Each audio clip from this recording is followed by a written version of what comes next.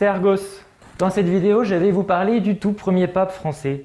J'aime beaucoup ce pape parce que, comme de nombreuses autres personnalités que j'ai évoquées dans ma chaîne, il fait partie de ces personnalités qui ont osé braver les interdits de leur époque dans le seul but de semer les graines de la connaissance. Je veux cette fois-ci parler de Gerbert d'Aurillac.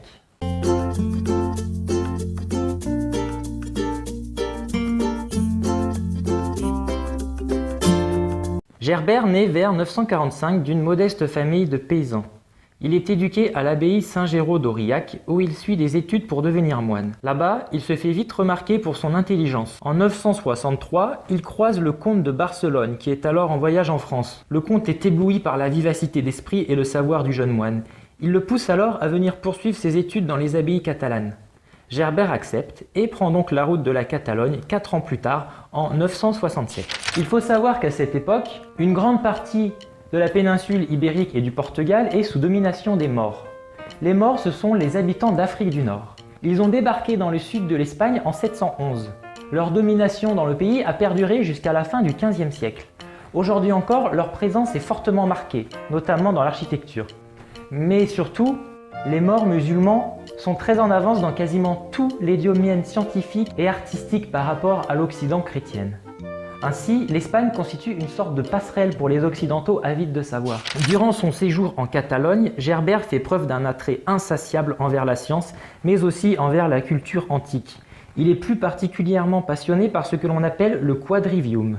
Le quadrivium désigne l'ensemble des 4 sciences mathématiques: l'arithmétique, la musique, la géométrie et l'astronomie. C'est là qu'au hasard de ses recherches, il découvre la numérotation à 10 chiffres et l'écriture décimale largement adoptée par les marchands arabes. Rappelons que pendant ce temps, l'Occident en est encore à utiliser les chiffres romains.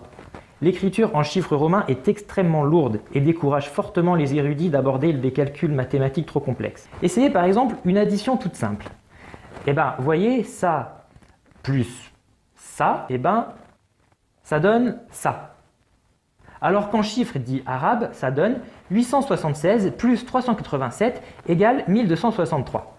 Les historiens ne sont pas encore sûrs de la façon dont le zéro et les nombres décimaux étaient écrits en chiffres romains, mais il semble probable que les nombres à virgule s'écrivaient sous forme de fractions. Quant au zéro, il n'existe pas. On comprend alors que la moindre opération pourtant très simple devient vite un casse-tête. Gerbert comprend rapidement que cette écriture en chiffres arabes est une innovation qui va révolutionner le monde des mathématiques. En 970, après 3 années passées en Catalogne, il revient en France et rapporte avec lui le système de numérotation arabe. Il participe activement à l'introduction de ce système et du chiffre 0 dans toute l'Europe. Bon, néanmoins, il ne faut quand même pas déconner, on est quand même au Xe siècle. L'Europe occidentale catholique ne voit pas toujours d'un très bon œil le savoir impur acquis au contact des musulmans. Il faudra en effet attendre le XIVe siècle pour que l'usage des chiffres arabes soit systématique. Gerbert fait alors preuve d'une érudition extrêmement rare pour son époque, ce qui lui vaut l'admiration de personnalités politiques très puissantes, notamment celle du pape en personne. Les écoles et les universités de toute l'Europe se l'arrachent. Et partout, en plus de prendre son rôle de précepteur très au sérieux, il continue à montrer un vif intérêt pour les philosophes et les poètes antiques. Mais pas seulement, il va aussi rédiger des abaques qui vont permettre de réaliser des divisions. On est sûr qu'il est l'auteur d'au moins 2 traités d'arithmétique. Il imagine et construit tout un tas d'objets destinés à la culture. Il va construire un globe terrestre et pas mal d'outils pour mesurer le temps, c'est-à-dire des cadrans solaires ou des clepsydres par exemple. On sait qu'il a aussi fabriqué un orgue. C'est des choses qui peuvent paraître anodines comme ça. Mais je vous rappelle qu'on n'est même pas encore en l'an 1000. À cette époque, des concepts qui pour nous paraissent simples, tels que les mathématiques ou la musique, sont encore nouveaux pour l'époque. Et les intégrer dans la conscience collective n'est pas encore chose aisée. Certaines sources pensent même que Gerbert d'Aurillac est le premier à avoir rapporté en Europe un astrolabe. Il aurait acquis cet astrolabe en Espagne, au contact des Arabes. On pense aussi qu'il aurait participé aux recherches qui ont permis de mettre au point la pendule à balancier. Néanmoins, certains historiens commencent aujourd'hui à mettre en doute ces versions. Cela n'empêche pas que Gerbert est très probablement l'artisan de nombreuses autres œuvres diverses, écrites ou matérielles, qui n'ont pas réussi à parvenir jusqu'à nous plus de 1000 ans après. D'autant plus que, comme je vous l'expliquerai plus tard dans ma vidéo, on a longtemps tenté de salir la mémoire de Gerbert, ce qui a très probablement participé à détruire et perdre une partie de son œuvre. Tout au long de sa vie, Gerbert rencontre beaucoup de personnalités politiques influentes en Europe. Il joue notamment un rôle de première importance sur la scène politique lors des événements qui amènent à la chute de la dynastie des Carolingiens, qui a laissé place à la dynastie des Capétiens. Bon, je crois que ça mérite un petit rappel historique, non?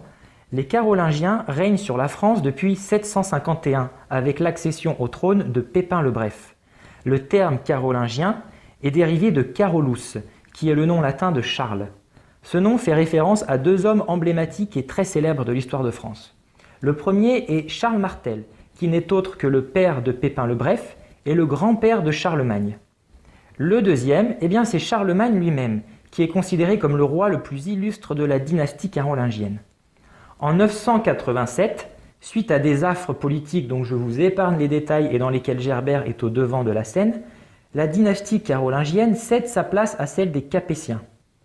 Hugues Capet en est le premier roi.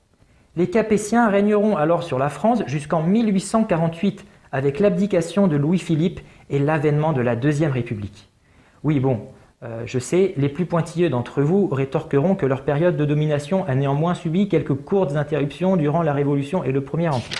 Et enfin, en 999, au crépuscule de sa vie, Gerbert devient le tout premier pape français sous le nom de Sylvestre II.